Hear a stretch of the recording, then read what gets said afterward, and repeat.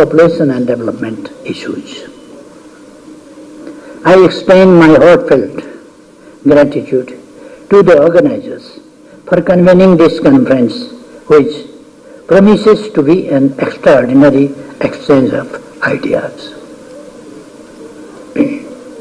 To our international guests, I warmly welcome you to Kathmandu Valley, a place rich in heritage and blessed with pleasant weather.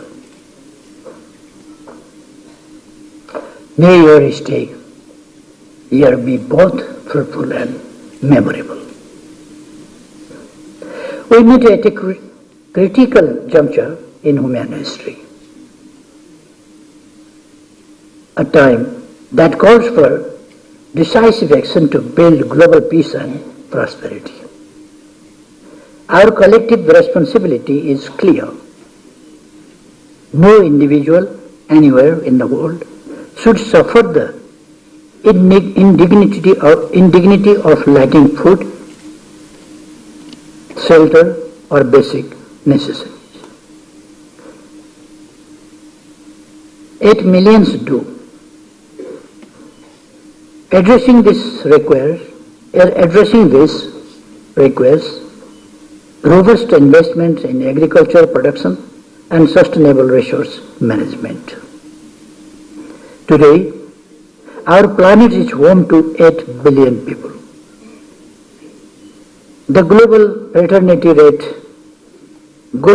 fertility rate stands at 2.2, and 10% of the population is aged 65 or older.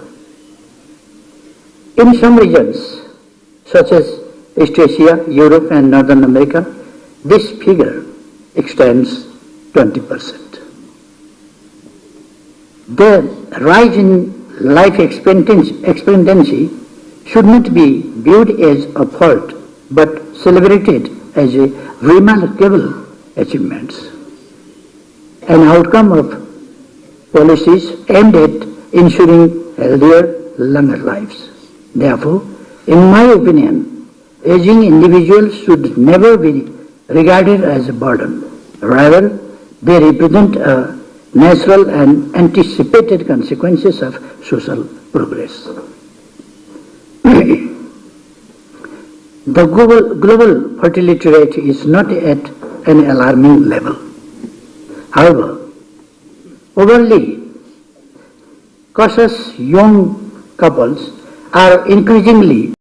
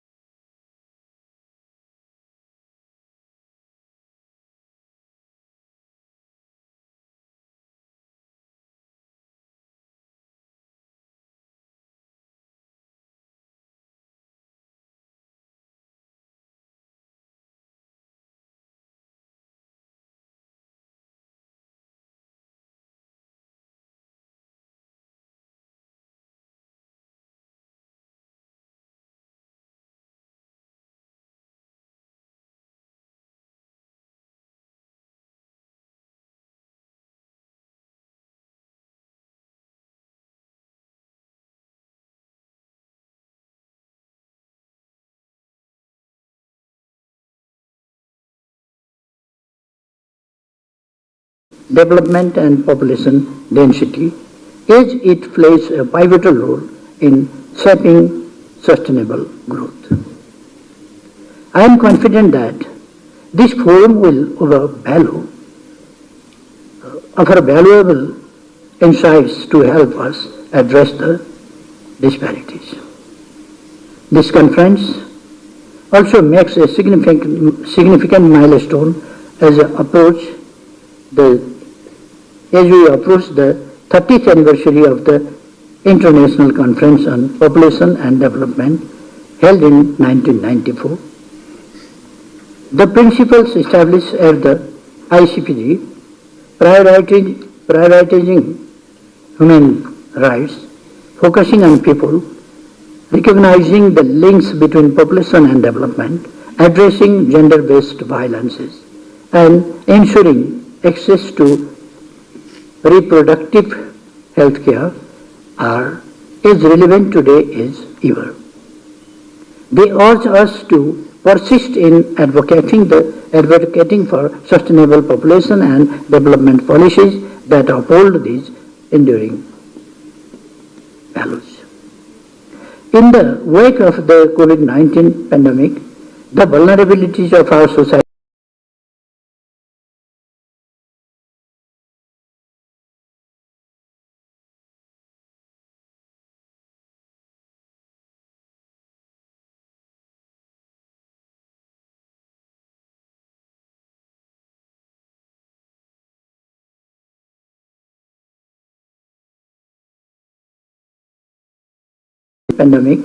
the vulnerabilities of our societies have been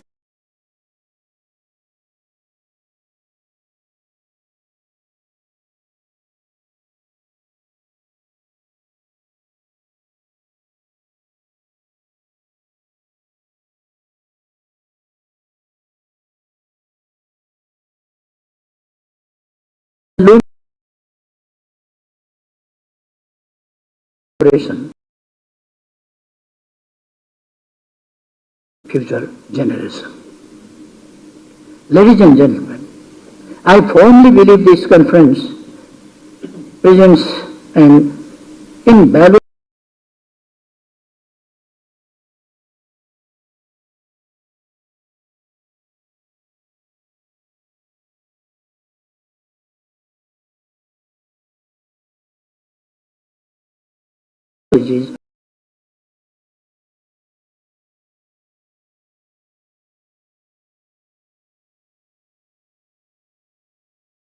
governance system, ensuring sustainable and long-term impact, ensuring equitable access to quality education and healthcare as fundamental rights, strengthening social safety nets and empowering marginalized communities.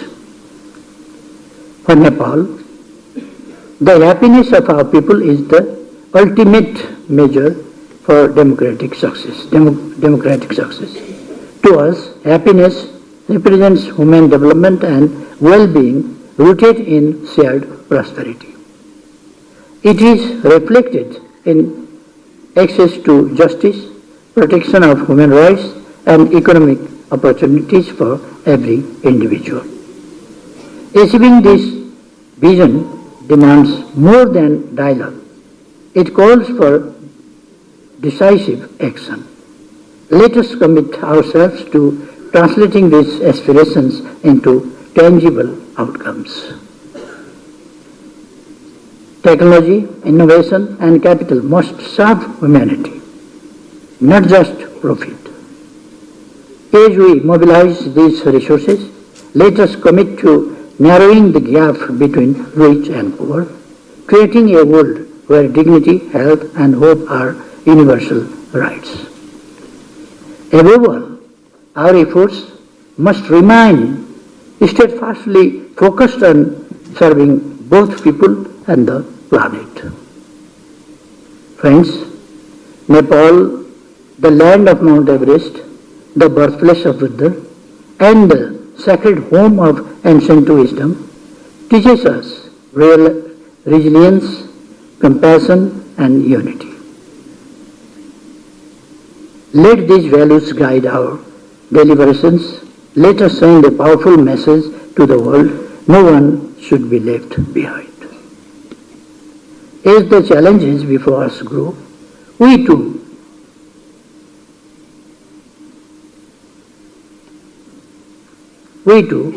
there's the potential for solutions. I trust in your wisdom and leadership to address these pressing issues. Together we can build a more harmonious and prosperous world. Thank you, and I wish you a successful conference and a pleasant stay in Kathmandu. All the best. Thank you.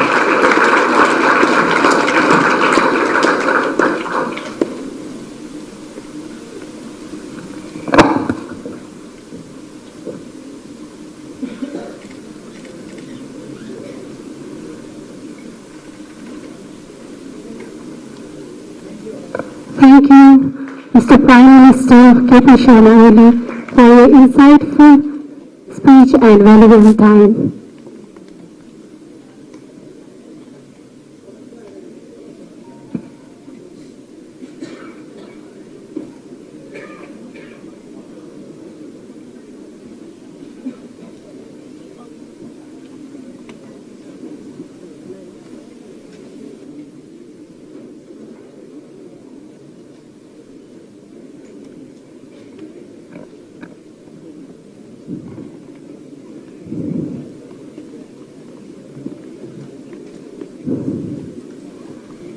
Next, our Honorable former Prime Minister of Nepal, Mr. Sheikh Bahadur Deva, is also under time constraint, so we will be hearing his speech earlier than scheduled.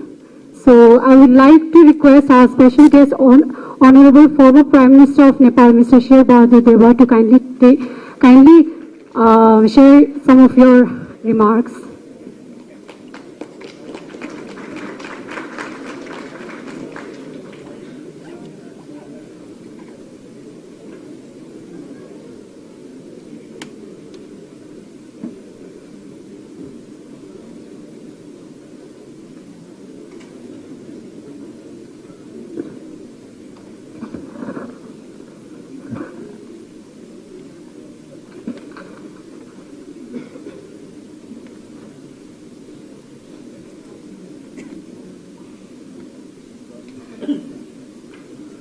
Chair of the session, Vice Chancellor of Tribhuvan University, President of Asian Population Association,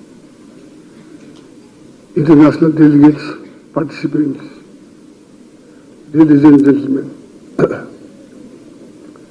I wish to start by thanking the organizer for holding this important conference in Kathmandu and for inviting me to address this august gathering. I am pleased to know that the conference is focused on population and development issues, which are vital for all of us. Asia is a home to over 60% of world population. The countries in the region vary in development stages and demographic conditions. The other part of Asia faces a set demographic issues, while larger portion of the continent, including South Asia, which is just climbing the ladder of development, is striving to manage the different sort of demographic transition. Developing Asia, including Nepal, is a home of majority of youth populations. If managed properly, provided with opportunities, youth can become the transformational demographic assets. If we cannot manage youth and channelize their energy to productivity, innovation and entrepreneurship, pessimism will prevail and the social instability will be on the rise. Similarly, youth will migrate in search of better income, better economic opportunities.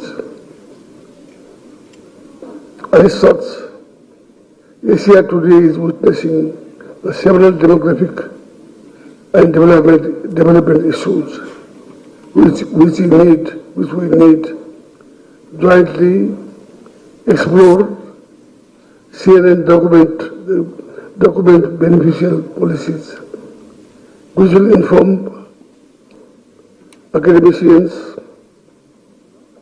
and this is precisely such a forum that I am happy to know that in the larger global context, the sheer imbalance is seen today when it comes to population.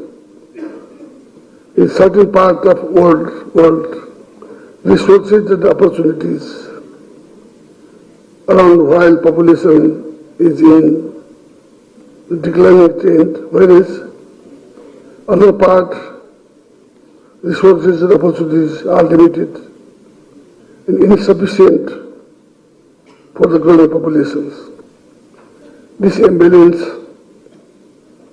has resulted in the atmosphere of the phenomenon of migration. In addition to managing demographic transition, therefore it is also important to manage migration properly and productivity.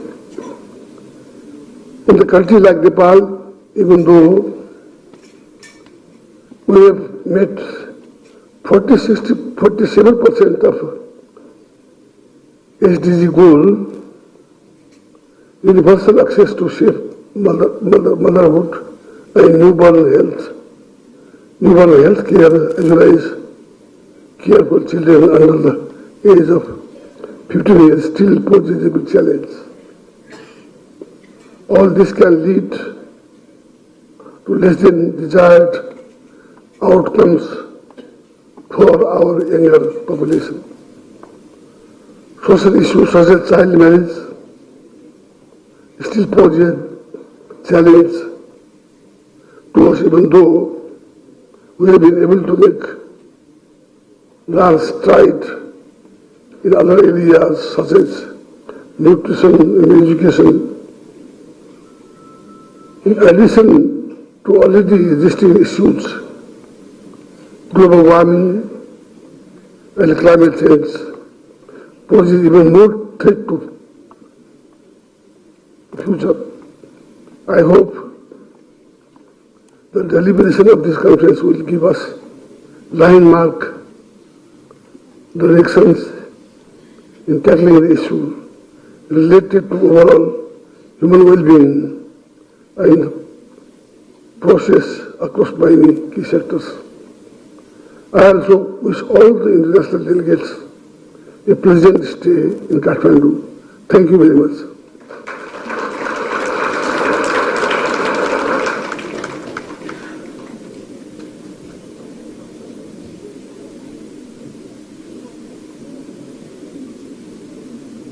Thank you very much, Honorable former Prime Minister of Nepal, Mr. Sheikh Bahadur Deva, for his insightful speech and valuable time.